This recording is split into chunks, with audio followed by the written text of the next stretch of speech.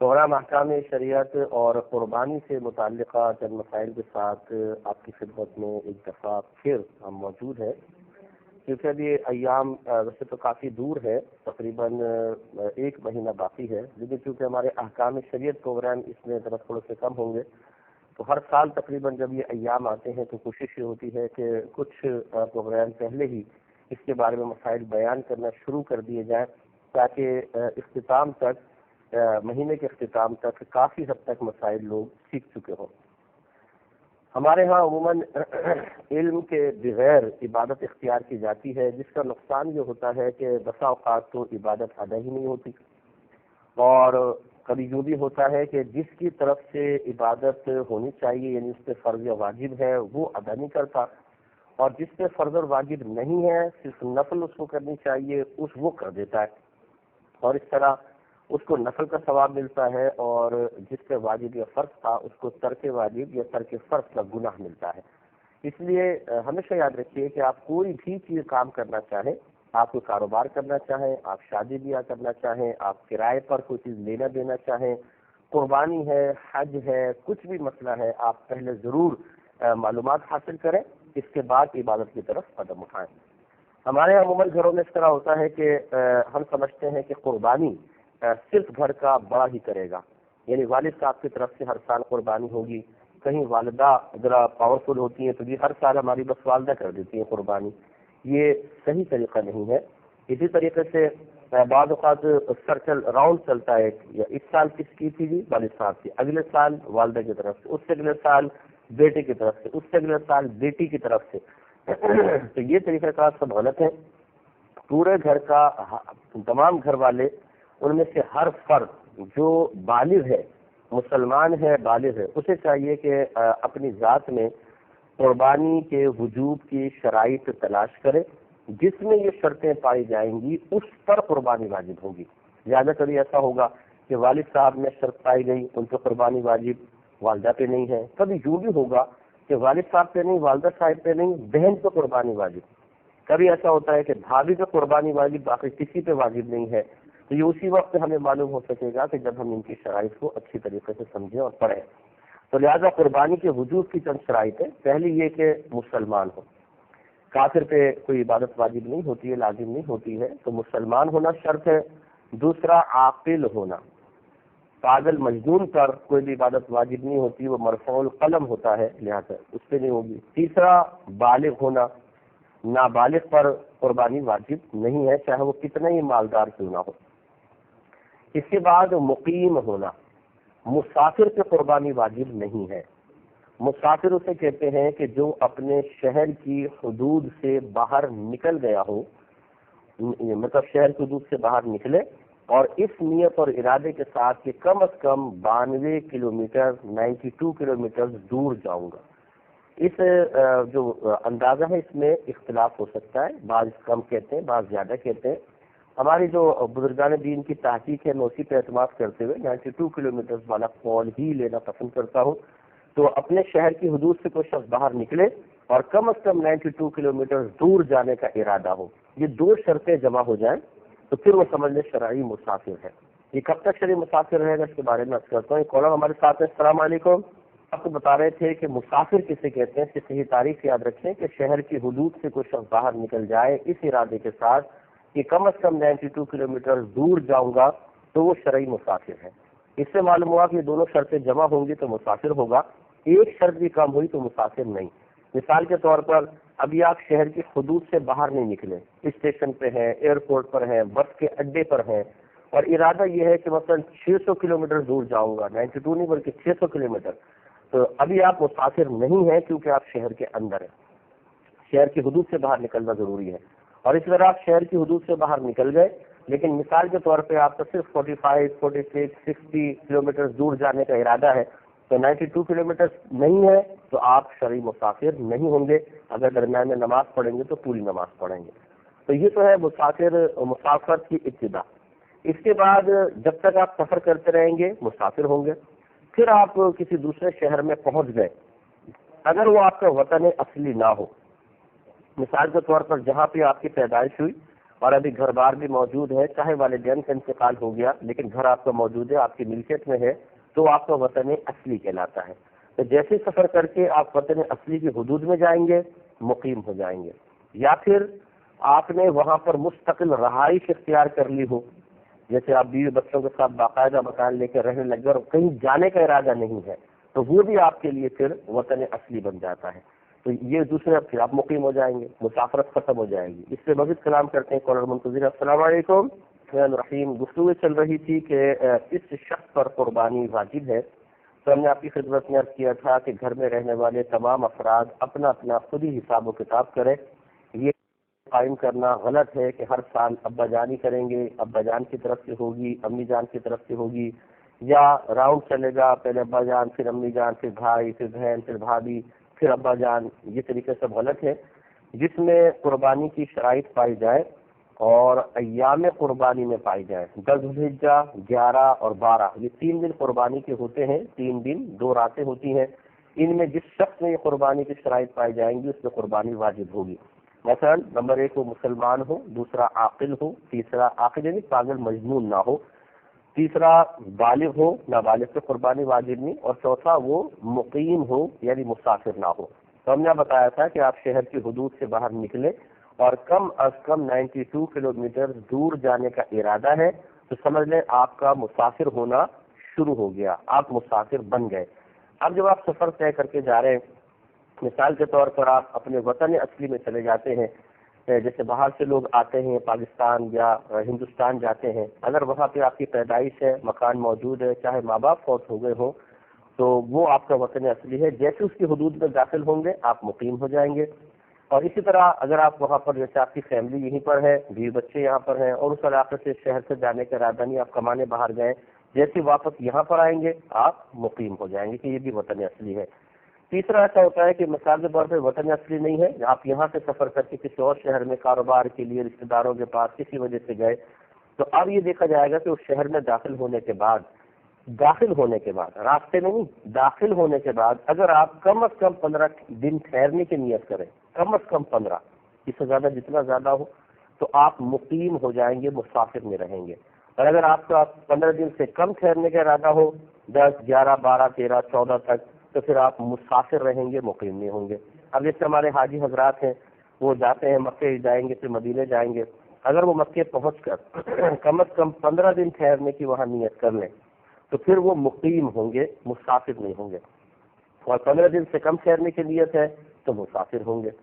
اب وہاں ایک یہ ضرور سوال پیدا ہو سکتا ہے کہ مکہ شہر میں انسان جتنے دن ٹھہرے وہ پھر مینا ہے، پھر عرفات ہے، پھر مزدلفہ ہے، پھر واپس مینا ہے، اس کے بعد پھر مکے آنا ہوتا ہے، تو کیا یہ جو مینا اور عرفات کے ایام ہیں یہ بھی ان 15 دن میں شامل کیے جائیں یا نہ کیے جائیں؟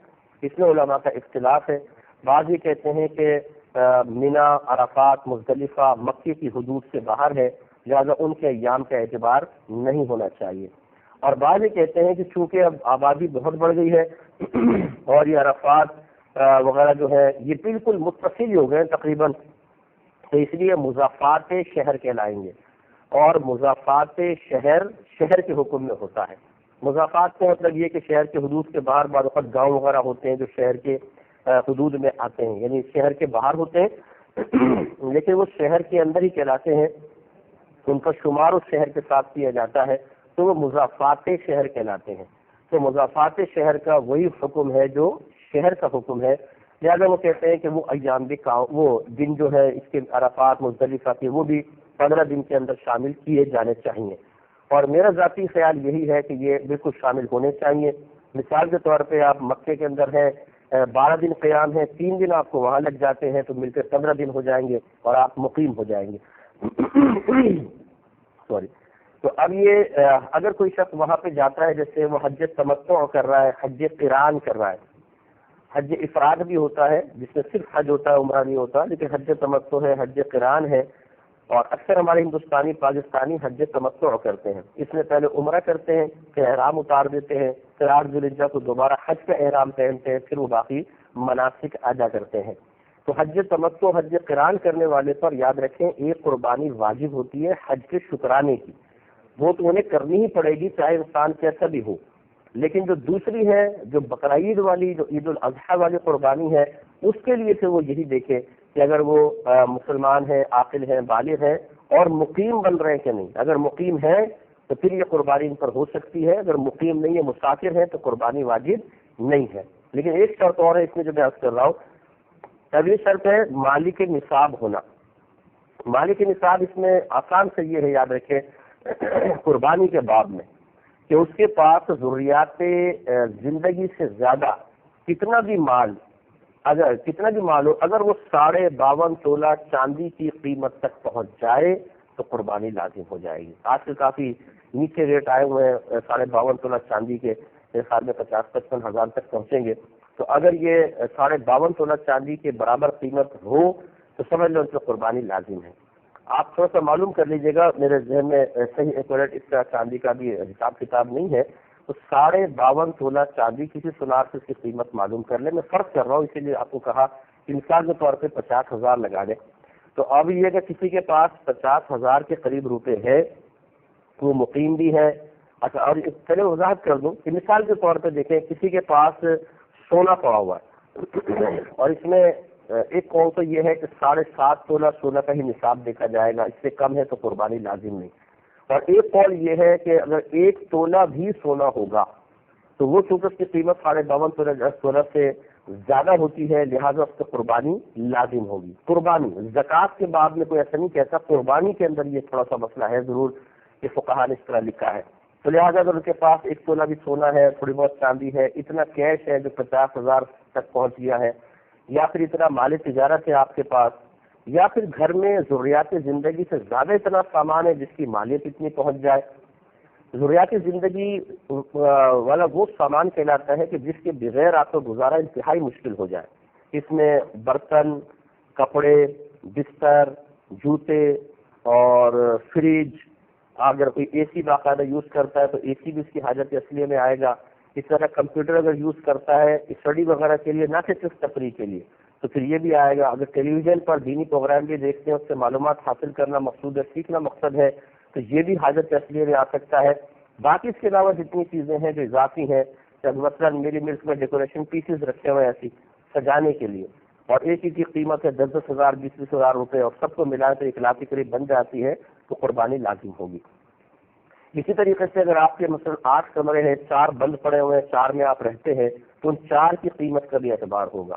ایسے اگر آپ نے پلاٹ لے کے رکھے ہوئے، اضافی پڑے ہوئے پلاٹ آپ کے، چاہے بیچنے کی نیت نہ ہو لیکن اضافی پڑے ہوئے، تو ان کی قیمت کا بھی اعتبار کیا جاتا ہے. اگر ان کی مالیت 50,000 یا اس سے زیادہ کی ہوگی تو قربانی کا کی سمجھے ایک شرط پوری ہو رہی ہے. جو اچھی طریقے سے سب حساب کرے. اب میں خلاصہ بس کر دیتا ہوں کہ ہر گھر کا فرد ایک قلم ڈائری لے کے بیٹھ جائے. وہ اگر مسلمان ہے، عاقل ہے، بالغ ہے اور مسافر نہیں ہے، تو بس اب وہ اپنی چیزوں کا حساب کرے.